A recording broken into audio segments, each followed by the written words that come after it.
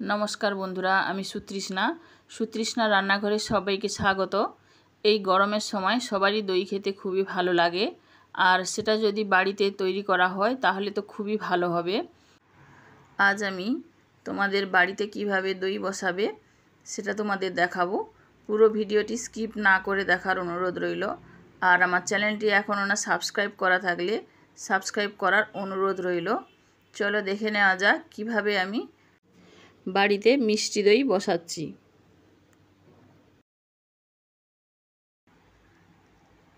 এখানে আমি প্রথমে দুধটা গরম করে নেব, ভালো করে ফুটিয়ে নেব।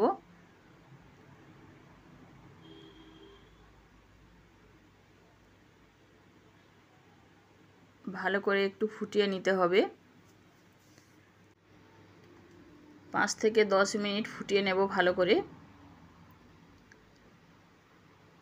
দুধটা একটু ঘন হয়ে যাবে।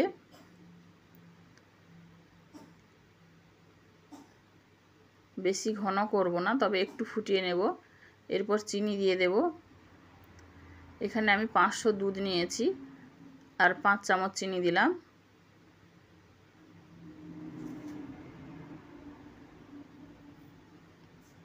আবারও একটু ফুটিয়ে নেব ভালো করে। 2টো এলাচ দিয়েছি। যারা মিষ্টি দই পছন্দ করো না তারা চিনিটা দেবে না, আর কালার করতে হবে না, খুব সহজভাবেই হয়ে যাবে।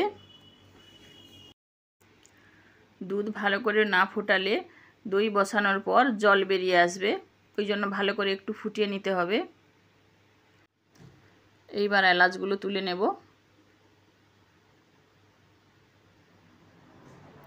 এবার গ্যাস বন্ধ করে দুধ ঠান্ডা হতে দেব। এইবার একটা পাত্রে চিনি দেব 2 চামচ।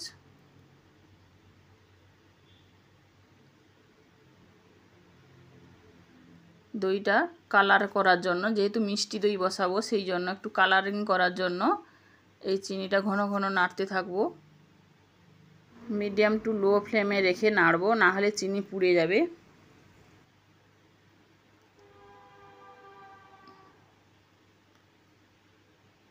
দেখো কি সুন্দর কালার হয়ে এসছে।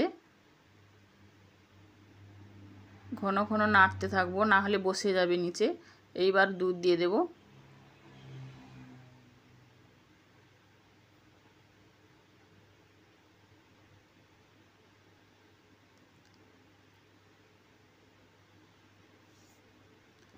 হয়ে গেছে এটা। এবার দুধে ঢেলে দেব এটা।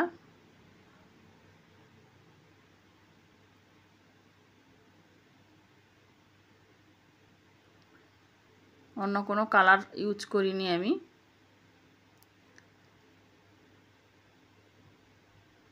এইবার টক দই মিশিয়ে দেব। একদম উষ্ণ গরম থাকবে, বেশি গরম থাকবে না। দুধটা ঠান্ডা করে নেব। এইবার দই দিয়ে ভালো করে ফেটিয়ে নেব।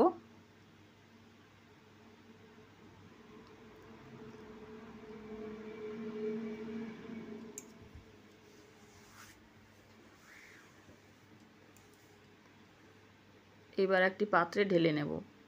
যেটায় দই বসাবে তোমরা সেটাতে ঢেলে নেবে। এইভাবে ঢেলে ঢাকনা দিয়ে 6-7 ঘন্টা রেখে দেব। তারপর বসে গেলে ফ্রিজের মধ্যে 2-3 ঘন্টা রেখে দিলেই আমাদের দই মিষ্টি দই রেডি। এই দেখো খুব সুন্দর হয়েছে দই, খেতেও দারুণ হয়েছিল। ভিডিওটিও এইখানেই শেষ করব। নমস্কার।